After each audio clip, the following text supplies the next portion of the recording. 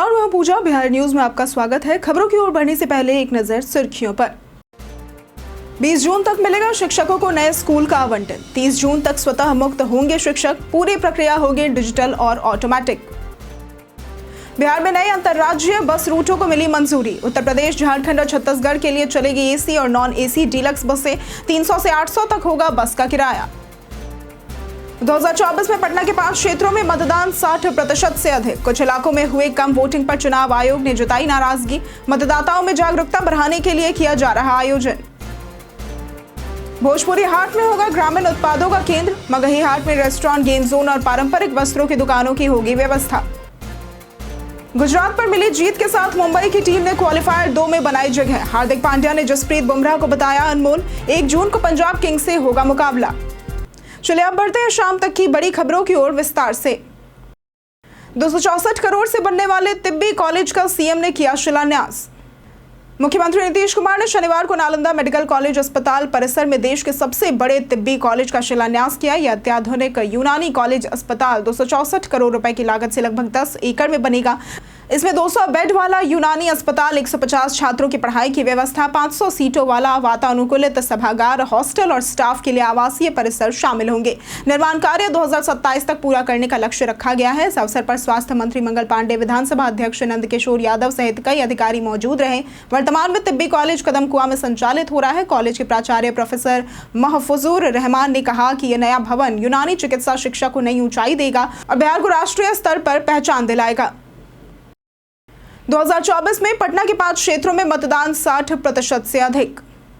पटना जिले के 14 विधानसभा क्षेत्रों में से 5 फतुहा, विक्रम, मनेर, फुलवारी शरीफ और मसौरी में 2024 लोकसभा चुनाव में 60% से अधिक मतदान दर्ज किया गया, जो ग्रामीण इलाकों में मतदाताओं की सक्रियता को दर्शाता है। इन क्षेत्रों में 2019 की तुलना में मतदान प्रतिशत में लगातार वृद्धि देखी गई है। वहीं दीघा, बांकीपुर और कुम्हरार जैसे शहरी विधानसभा क्षेत्रों में 40% से भी कम मतदान हुआ, जिसमें गिरावट भी दर्ज की गई। 2024 में दीघा में 38.73%, बांकीपुर में 38.24% और कुम्हरार में 38.10% मतदान हुआ। इन इलाकों में कम वोटिंग पर चुनाव आयोग ने नाराजगी जताई है। मतदाता जागरूकता बढ़ाने के लिए स्वीप कार्यक्रम, गोष्ठी और प्रतियोगिताओं का आयोजन किया जा रहा है, ताकि आगामी विधानसभा चुनाव में कम से कम 50% मतदान का लक्ष्य पूरा किया जा सके। 20 जून तक मिलेगा शिक्षकों को नए स्कूल का आवंटन। बिहार शिक्षा विभाग ने हाल ही में 1.30 लाख शिक्षकों के तबादले किए हैं। अपर मुख्य सचिव एस सिद्धार्थ ने बताया कि 20 जून तक सभी शिक्षकों को उनके नए स्कूल का आवंटन उनके विभागीय इनबॉक्स में भेज दिया जाएगा।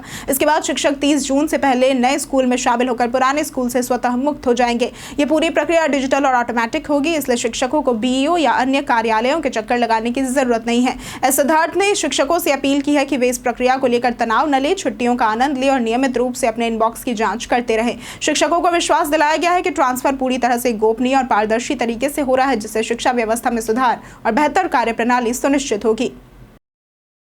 पटना में 24 घंटे में मिले 7 नए कोरोना के मरीज। बिहार में कोरोना वायरस का खतरा फिर बढ़ता दिख रहा है। पटना में बीते 24 घंटे में 7 लोग कोरोना संक्रमित मिले हैं, जिनमें एक जूनियर डॉक्टर भी शामिल है। इनमें 3 मरीजों की पुष्टि एनएमसीएच में हुई है, जबकि 4 निजी लैब की जांच में पॉजिटिव पाए गए हैं। संक्रमितों में कंकड़बाग, अगमकुआं और आरपीएस मोड़ के निवासी शामिल है। Civil surgeon doctor Avinash Kumar Singh ने बताया कि एनएमसीएच में 26 संदिग्धों की जाँच में 3 पॉजिटिव मिले हैं। बीते सप्ताह पीएमसीएच, एम्स, आईजीएमएस और निजी लैब में 80 से अधिक लोगों की जाँच हुई, जिनमें 17 में कोविड की पुष्टि हुई है। जांच के लिए सभी प्रमुख अस्पतालों व पीएचसी को टेस्टिंग किट मुहैया कराई गई है। सोमवार से जिले के सभी अस्पतालों में कोरोना जांच शुरू होने की संभावना है। बेगूसराय और नवादा में बनेगा आधुनिक कैंसर अस्पताल। बिहार सरकार ने कैंसर के खिलाफ एक व्यापक अभियान शुरू किया है, जिसमें बेगूसराय और नवादा में आधुनिक कैंसर अस्पताल स्थापित किए जाएंगे। अगले 3 से 5 वर्षों में राज्य के 9 प्रमंडलों में इलाज की बेहतर सुविधाएं उपलब्ध कराई जाएंगी। इसके साथ ही Bihar cancer care and research society का गठन किया गया है, जो रोकथाम, उपचार, अनुसंधान और शिक्षा में काम करेगी। राज्य में पहले से 38 जिलों में कैंसर स्क्रीनिंग, 17 जिलों में डे केयर कीमोथेरेपी और 23 जिलों में पैलिएटिव केयर सुविधा चल रही है। 9 से 14 वर्ष की लड़कियों को एचपीवी वैक्सीन भी मुफ्त दी जा रही है। खासकर आज यानी कि 31 मई को वर्ल्ड नो टोबैको डे पर स्वास्थ्य मंत्री मंगल पांडे ने तंबाकू नियंत्रण कार्यक्रम को मजबूत करने का आह्वान किया और मुंह एवं गले के कैंसर को कम करने के लिए सामाजिक जागरूकता और जन सहभागिता की जरूरत पर जोर दिया। बिहार कैंसर केयर सोसाइटी इस अभियान में सक्रिय भूमिका निभाएगी।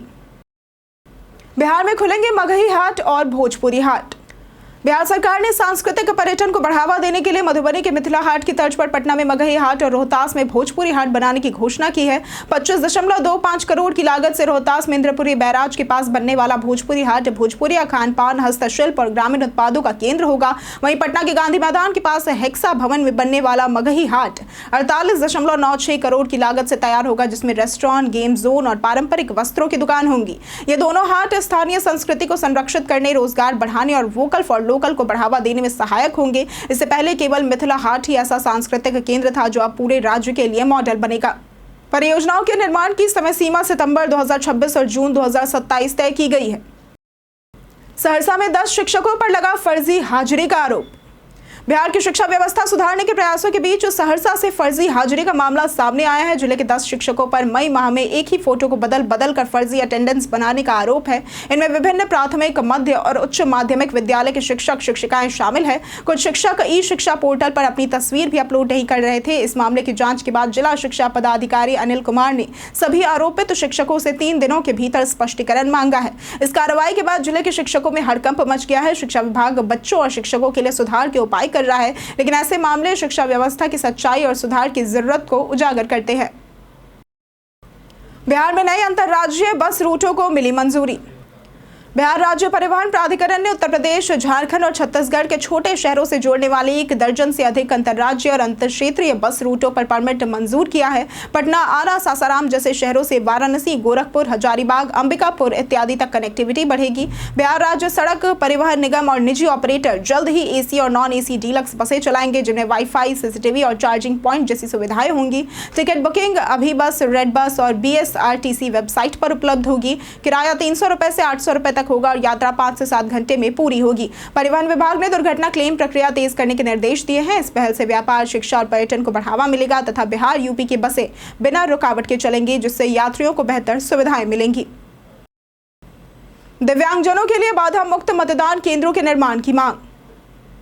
बिहार विधानसभा चुनाव को ध्यान में रखते हुए विकलांग अधिकार मंच और DLU ईस्ट द्वारा एक वर्चुअल बैठक में चुनाव आयोग से दिव्यांगजनों के लिए बाधा मुक्त मतदान केंद्रों के निर्माण की मांग की गई है। बैठक में कहा गया है कि सभी दिव्यांग मतदाताओं को मतदान प्रक्रिया में आसानी होनी चाहिए। इसके लिए मतदान केंद्रों पर रैंप, व्हील चेयर, सुगम मित्र, संकेत भाषा जानने वाले सहायक, साइनेज, हेल्प डेस्क और परिवहन सुविधा उपलब्ध कराई जाए। इसके साथ ही मतदाता सूची में नाम जोड़ने की प्रक्रिया भी सरल हो और कोई भी दिव्यांगजन सूची से बाहर न रहे। चुनाव कर्मियों को उचित प्रशिक्षण देने की भी की गई। भारतीय पर्यटकों को लुभाने के लिए नेपाल सरकार का बड़ा प्लान।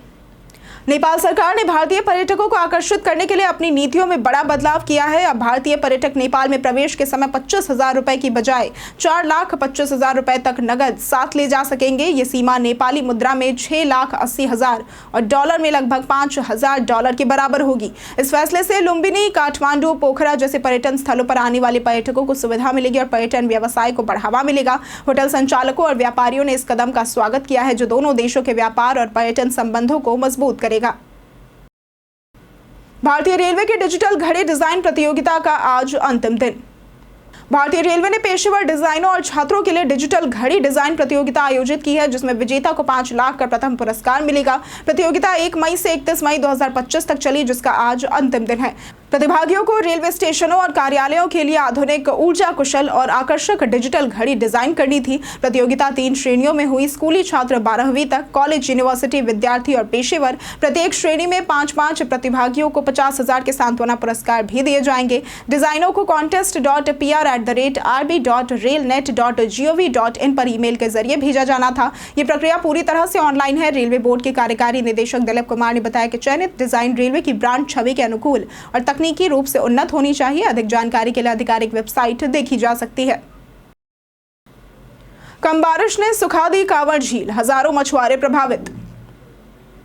बिहार के बेगूसराय जिले स्थित कांवड़ झील, जो कभी एशिया की सबसे बड़ी मीठे पानी की झील और राज्य की पहली रामसर साइट थी, अब पूरी तरह सूखने की कगार पर पहुंच गई है। पहले 15,000 एकड़ में फैली यह झील अब केवल 15 से 20 एकड़ में सीमित रह गई है। इससे हजारों मछुआरे, नाविक और किसान बेरोजगार हो गए हैं और पलायन कर चुके हैं। झील की जैव विविधता नष्ट हो रही है, पक्षी और जलीय जीव मर रहे हैं। वर्षा की कमी, जल स्रोतों का अवरुद्ध होना और गाद भराव इसके प्रमुख कारण है। सरकार अब करीब 35.5 करोड़ की लागत से झील के पुनर्जीवन की योजना पर काम कर रही है, जिसमें जिसमें बूढ़ी गंडक से जोड़ना, इको टूरिज्म, मत्स्य पालन और जल संरक्षण शामिल है। विशेषज्ञों के अनुसार स्थानीय लोगों की सहभागिता और जल स्रोतों का पुनर्स्थापन ही इसका समाधान है।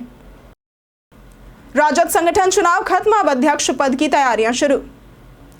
राजद के सांगठनिक चुनाव का पहला चरण पूरा हो गया है, जिसमें प्राथमिक और पंचायत इकाइयों का चुनाव संपन्न हुआ। वहीं आज से प्रखंड कमेटियों और 5 जून से जिला कमेटियों का चुनाव होगा। 14 जून से प्रदेश अध्यक्ष के चुनाव की प्रक्रिया शुरू होगी और 24 जून को राष्ट्रीय परिषद सूची के अंतिम प्रकाशन के बाद राष्ट्रीय अध्यक्ष के चुनाव की प्रक्रिया शुरू होगी। राष्ट्रीय अध्यक्ष का चुनाव 5 जुलाई को होगा। राष्ट्रीय सहायक निर्वाचन पदाधिकारी चितरंजन गगन ने बताया कि बिहार, झारखंड सहित सभी राज्यों में बूथ और पंचायत चुनाव पारदर्शिता के साथ संपन्न हुए हैं। प्रखंड डेलीगेट की अंतिम सूची भी प्रकाशित जा चुकी है। गगन ने दावा किया कि राजद ही संविधान के अनुसार लोकतांत्रिक प्रक्रिया अपनाने वाली पार्टी है। इस बीच चर्चा है कि क्या जगदानंद सिंह प्रदेश अध्यक्ष बने रहेंगे, जबकि लालू यादव की वापसी तय मानी जा रही है। हार्दिक पांड्या ने जसप्रीत बुमराह को बताया अनमोल। आईपीएल 2025 के एलिमिनेटर मुकाबले में मुंबई इंडियंस ने गुजरात टाइटंस को 20 रन से हराकर टूर्नामेंट से बाहर कर दिया और क्वालिफायर 2 में जगह पक्की कर ली है। मुंबई ने 20 ओवर में 5 विकेट पर 228 रन बनाए, जबकि गुजरात ने 6 विकेट पर 208 रन बनाए। जीत के बाद कप्तान हार्दिक पांड्या ने तेज गेंदबाज जसप्रीत बुमराह की जमकर तारीफ की और उन्हें मुंबई में घर की कीमत से तुलना की, जो बेहद महत्वपूर्ण और महंगे हैं। पांड्या ने बताया कि जब भी मैच मुश्किल होता है, बुमराह टीम के लिए विकेट लेते हैं और सफलता दिलाते हैं। उन्होंने कहा कि मुंबई इंडियंस हर मैच को नॉकआउट की तरह खेल रही है और इसी मानसिकता के साथ आगे बढ़ेगी। अब मुंबई का सामना क्वालिफायर 2 में 1 जून को पंजाब किंग्स के साथ होगा, जबकि फाइनल 3 जून को आरसीबी के खिलाफ खेला जाएगा। बीते दिन हमारे द्वारा पूछे गए सवाल का जवाब आप लोगों में से बहुत लोगों ने हमारे कमेंट सेक्शन में लिख कर दिया है। जिन्होंने हमारे द्वारा पूछे गए सवाल का जवाब दिया है उनके नाम है अनवर करीम खान, नरेंद्र कुमार, दीपक कुमार, आलोक प्रियदर्शी, जितेंद्र ठाकुर, संजीव कुमार, राजकिशोर मेहता, लक्ष्मी मेहता, रोशन यादव, खुशी शर्मा, मनोज दास, रवि मोहन वर्मा, रंजीत मिश्रा, अनिल कुमार, पंकज गुप्ता और रंजिता कुमारी। इसी के साथ बढ़ते हैं आज के सवाल की ओर। आज का सवाल है, अगर आपको मौका मिले तो आप नशीले पदार्थ सेवन करने वालों को क्या संदेश देना चाहेंगे? आप अपना जवाब हमें हमारे कमेंट सेक्शन में लिखकर जरूर बताएं। आज के लिए सिर्फ इतना ही। बिहार के तमाम खबरों के साथ बने रहने के लिए देखते रहें बिहारी न्यूज़। और साथ ही अगर आप यूट्यूब चैनल पर देख रहे हैं तो चैनल को सब्सक्राइब करें और अगर आप फेसबुक पेज पर देख रहे हैं तो लाइक और फॉलो जरूर करें।